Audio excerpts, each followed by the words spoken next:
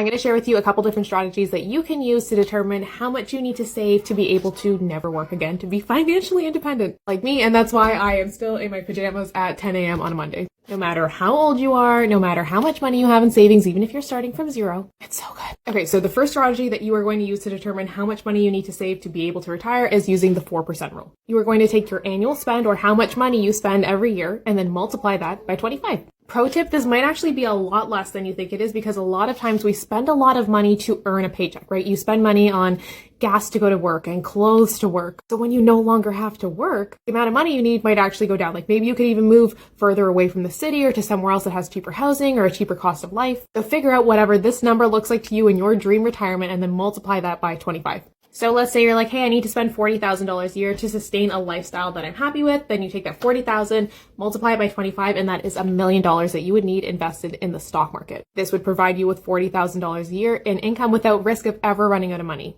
You could achieve this in 15 years if you saved and invested 50% of your income. So let's say you made $80,000 a year and you're like, hey, I can live off of 40. Then you save and invest the other 40. And in 15 years, you should have $1 million.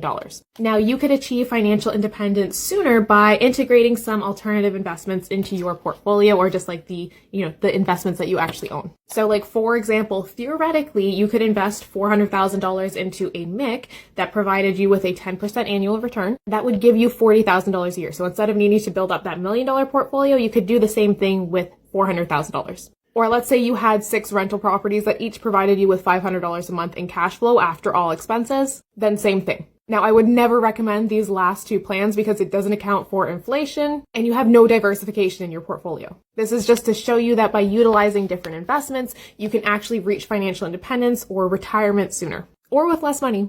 Pro tip, I believe having a variety of investments is actually really, really important. And essentially, this is so that you are never overexposed to one asset class. So like right now, the stock market is taking the shit, but that's okay because it's par for the course, right? It always happens. And it doesn't matter to me because I have other investments like real estate and REITs and MICs that are unaffected and they're still just paying me out. I teach you about money. Follow for more and check our link in bio to get started.